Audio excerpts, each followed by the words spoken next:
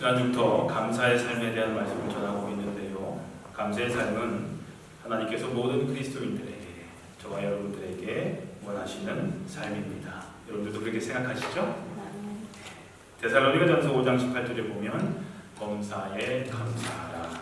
이는 그리스도 예수 안에서 너희를 향하신 누구의 뜻이라고요? 하나님의 뜻이다 라고 우리 범사에 감사라고 말씀하고 있습니다. 범사라고 하는 것은 아시겠지만 모든 상황을 말합니다.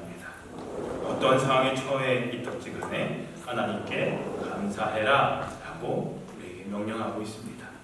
이 말씀은 또한 감사할 일과 불평할 일이 어떤 절대적인 기준에 의해서 따로 구분되어져 있음을 말하고 있지 않습니다.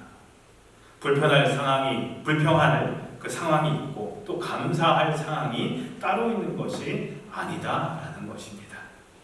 하지만 어떠한 일을 대할 때마다 하나님을 향한 감사의 자세를 가지는 이들이 있는가 하면 반대로 어떠한 일을 만날 때마다 불평의 자세를 가지는 이들도 있습니다.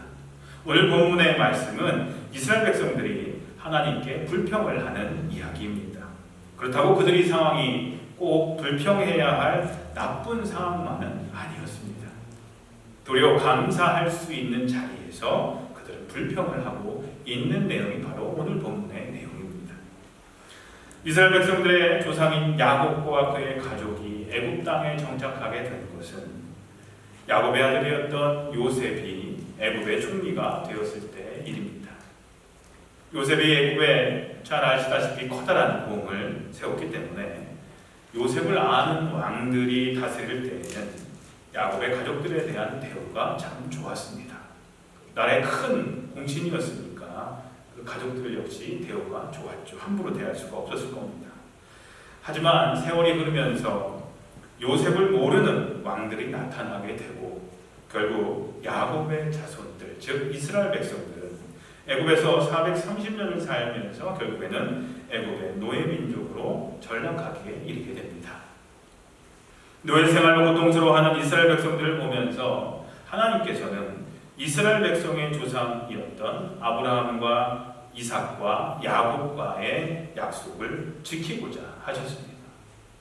이스라엘 자손이 가나안 땅에서 큰 민족을 이루게 하실 것을 약속하셨고 그것을 이루시고자 하셨습니다. 하나님께서는 이 일을 위해서 누구를 세우셨습니까? 모세를 세우셨습니다. 모세를 오래전부터 지도자로 미리 준비하시고 세우셨습니다. 그리고 애굽에서 종로로 타던 이스라엘 백성들을 그곳에서 나오도록 하십니다. 출애굽시키십니다. 그 이후 가나안 땅에 들어가기까지 줄곧 그들이 거했던 곳은 광야였습니다. 오랫동안 광야 생활을 하게 됩니다. 그런데 이 광야에서의 생활은 그렇게 쉬운 것이 아니었습니다. 모든 것이 불편했습니다. 여러분도 상상해 보실 수 있으실 겁니다. 볼 것이 많은 관광지를 여행하는 것도 그 여행이 아마 길어지면 집같이 편하지가 않으니까 불편하게 느껴집니다. 그런데 정착 생활을 오랫동안 하던 이들이 광야에서 지내려고 하니까 쉽지가 않았습니다. 떠돌이의 생활을 하다 보니까 애굽에서 오랫동안 정착해서 살다가 이제는 움직여야 되는 삶을 살다 보니까 얼마나 힘들었는지 모릅니다. 하지만 그 광야길은 하나님께서 약속하신 땅, 풍요의 땅을 찾아가기까지 반드시 거쳐야 할 과정이었습니다. 그리고 광야는 바로 하나님의 인도하심과 보호하심을 직접 이스라엘 백성들이 경험할 수 있는 특별한 은혜의 장소였습니다. 이 광야가 이들이 아무것도 할 수 있는 것이 없는 이 광야가 하나님의 특별한 은혜를 체험하고 경험할 수 있는 장소였다는 겁니다. 왜냐하면 하나님께서는 이스라엘 백성들의 필요를 일일이 다 채워주셨기 때문입니다. 물이 없는 광야에서 물을 공급해 주셨습니다. 먹을 것이 없는 그곳에서 만나로 매일 먹여주십니다. 광야길을 가는 동안 옷도 헤어지지 않았고 옷도 이렇게 닳지 않았고 신발도 닳지 않도록 해주셔서 의식주를 다 해결해 주셨습니다. 구름 기둥과 불 기둥으로 인도해 주셨죠. 이것이 아무것도 없었던 광야 길에서 누릴 수 있었던 풍성하신 하나님의 은혜였습니다. 먹을 것이 풍요했던 애굽의 종살이에서는 누리지 못했던 하나님의 은혜를 아무것도 없는 척박한 광야 생활에서 그들은 누릴 수 있었던 것이었습니다. 근데 오늘 본문에 이스라엘 백성들은 감사보다는 원망과 불평을 하고 있는 것을 우리는 보게 됩니다. 심지어 울기까지 합니다. 하나님의 은혜를 망각하고 오히려 서럽다는 것입니다. 우리가 속았다라고까지 말을 합니다. 사랑하는 성도님들, 오늘 말씀을 통해서 감사의 삶이란 어떤 삶인지를 다시 한번 살펴보면서 은혜를 나누고자 합니다. 첫째로, 감사의 삶은 우리에게 익숙해진 현재의 삶의 자리에서부터 시작되어져야 합니다. 다시 한번 말씀드릴까요? 감사의 삶은 우리에게 익숙해진 현재의 삶의 자리에서부터 시작이 되어야 한다는 사실입니다. 하지만 때때로 우리는 우리에게 익숙한 것에 대해서 귀하게 여기지 못하고 오히려 소홀하게 여김으로 감사하지 못하고 살아갈 때가 참 많이 있습니다. 우리 지난주에도 이런 이야기를 했었죠. 이스라엘 백성들이 광야로 나왔을 때에 가장 필요했던 것 중에 하나가 바로 먹을 것이었습니다. 광야는 200만 명이 넘는 사람들이 한꺼번에 음식을 구할 수 있는 곳이 아니었습니다. 아주 척박한 곳이었죠. 하지만 그들이 먹을 것에 대해서 염려할 때에 하나님께서는 그들에게 만나를 하늘에서 내려주십니다.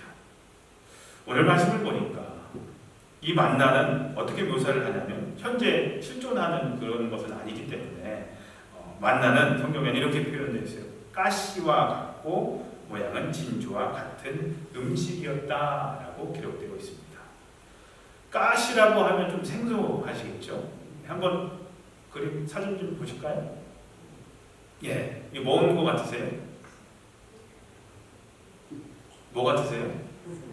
고수 아시죠? 고수.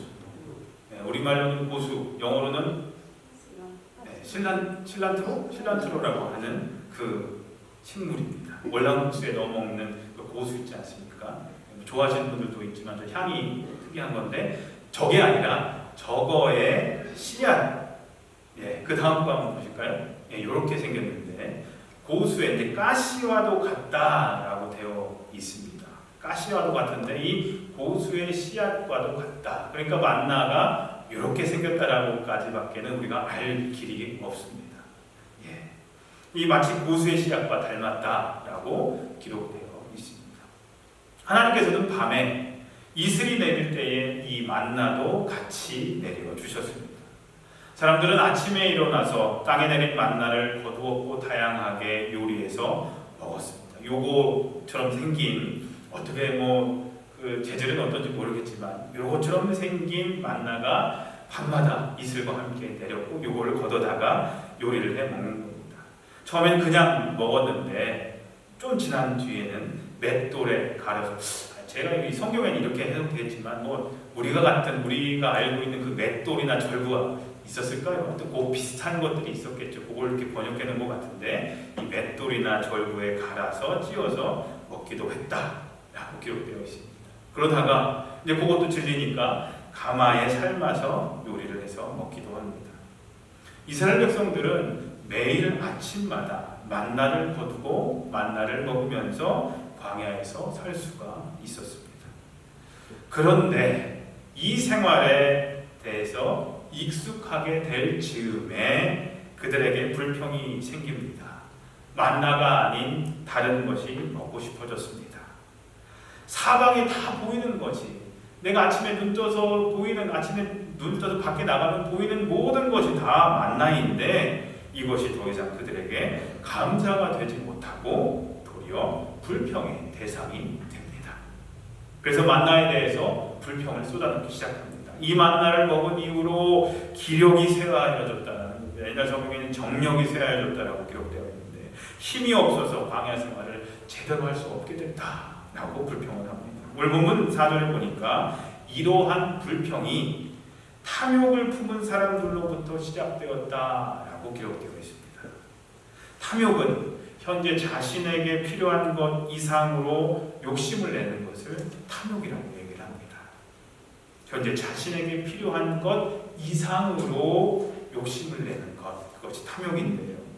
현재의 것에 감사하지 못하고 그 이상의 것을 품는 탐욕의 사람이 불평의 소리를 내기 시작했다라고 성경에 기록되어 있습니다. 근데 그 탐욕을 품는 사람들은 처음에는 이스라엘 백성들이 아니라 그 가운데 섞여 살던 이방 사람들이었다. 표준 세번역에는 이렇게 번역되어 있습니다. 이스라엘 자손 가운데 섞여 살던 우리들이 먹을 것 때문에 탐욕을 품으니 이스라엘 자손들도 또다시 울며 불평하였다. 누가 우리에게 고기를 먹어줄까? 이렇게 불평을 합니다. 탐욕의 사람들, 현재 누리고 있는 것에 만족하지 못하는 이들은 앞으로 더 많고 좋은 것을 하나님이 주셔도 절대 만족할 수가 없습니다.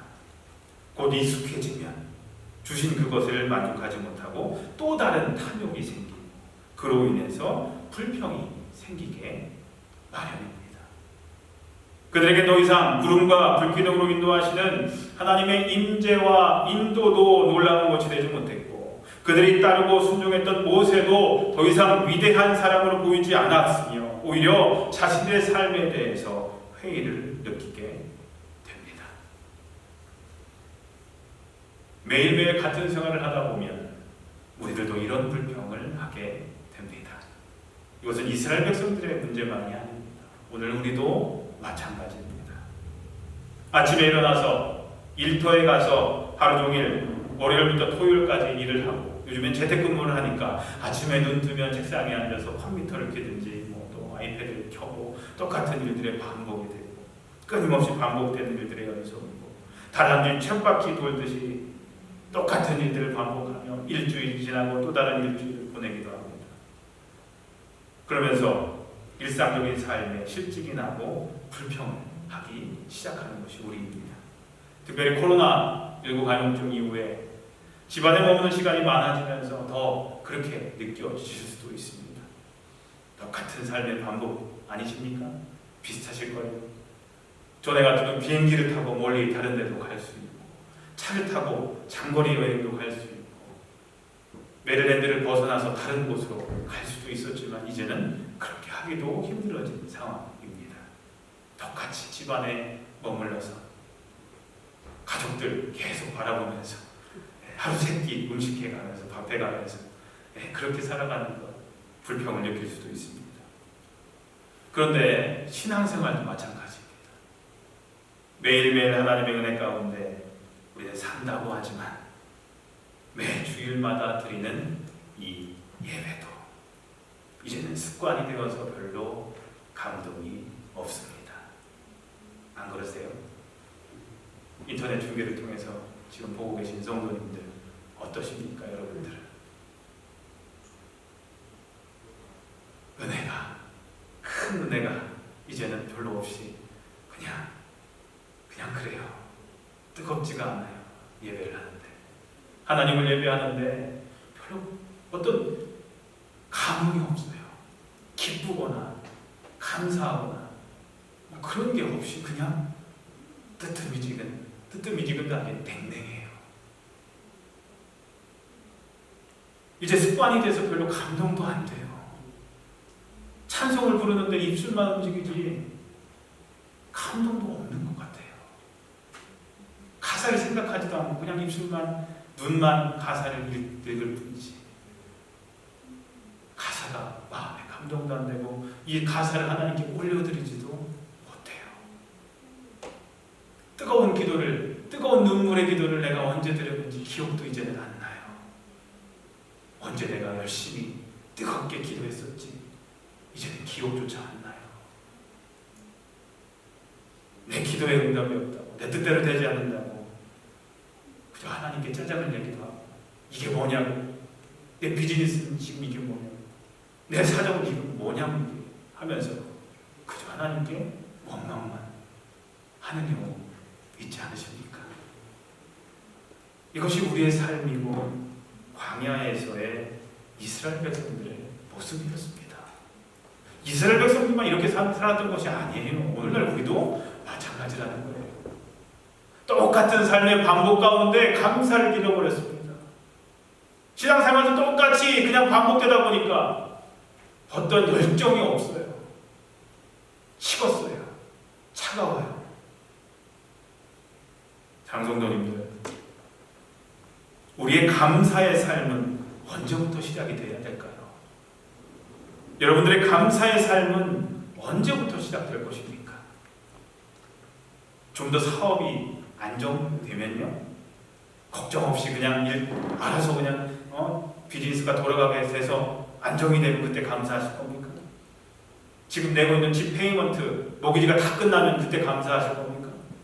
자녀들이 대학 다 졸업하고 좋은 직장 얻고 결혼해서 안정적인 가정을 이루고 그렇게 잘 살면 그때 감사할 겁니까? 내가 건강을 다 되찾으면 그때 감사하실 겁니까? 코로나19가 다 끝나면 그때 감사하실 거예요? 아니죠. 바로 지금 우리는 감사를 시작해야 됩니다. 그리고 바로 내 삶의 자리에서 지금부터 감사해야 합니다. 오늘 제목처럼 따라해 주시죠. 같이 읽어볼까요? 시작. 내 삶의 자리에서 지금부터. 바로 지금이 감사해야 할 바로 그 시간입니다. 우리 감사해야 될 타이밍 중요하잖아요. 우리 지난주에 그 한 사람처럼 타이밍이 중요하거든요. 그 타이밍 놓치면 안 되는데 바로 지금 내 삶의 자리에서 지금 감사해야 할 타이밍이라는 거예요. 내가 원하는 환경이 갖춰졌을 때에 감사하는 것이 아닙니다. 지금 우리에게 베풀어 주신 현재의 삶에 대해서 먼저 감사할 수 있어야만 더 크신 은혜를 부어주실 때 그 은혜에도 감사할 수 있는 겁니다. 지금 감사하지 못하면 나중에도 감사 못합니다. 만나는 이스라엘 백성들이 이스라엘이 광야 생활을 하는 40년간 하루도 빠짐없이 내렸습니다. 만나는 하나님께서 이스라엘 백성들에게 주신 생명이었습니다. 이 만나가 없었으면 그들은 굶어 죽었을 거예요. 만나는 하나님께서 이스라엘에게 주신 사랑이었습니다. 하나님께서는 사람들이 다 잠자는 그때에 일하셨습니다. 그들의 만나를 준비하셨고 그것을 밤이슬과 함께 매일 아침에 새벽에 내려주셨습니다. 만나를 먹으면서 매일매일 하나님께서 공급해 주시는 생명을 먹었고 하나님의 사랑을 먹었던 것입니다. 매일매일 하나님의 사랑을 경험할 수 있었던 겁니다. 눈에 보이고 만질 수 있을 정도로 엄청난 은혜를 경험할 수 있었던 겁니다. 근데 어찌 감사하지 않을 수 있었습니까? 그런데도 우리는 그것이 얼마나 감사한 일인지 너무나 쉽게 잊어버리고 살아갑니다. 너무나 당연하게만 받아먹고 살아갑니다. 당연히 주어진 것처럼 생각하며 살아갑니다. 오늘 내가 눈을 떠서 숨을 쉴 수 있는 것, 살아있는 것이, 오늘 내가 건강한 것이, 내가 어제 하루의 비즈니스를 잘 마칠 수 있었던 것이, 오늘 내가 주일 아침 이렇게 예배에 참여할 수 있는 것이 얼마나 감사한 일인지 우리는 자주 잊어버립니다. 장성도님들, 감사는요 지금부터 해야 합니다. 감사의 삶은 우리에게 익숙해진 현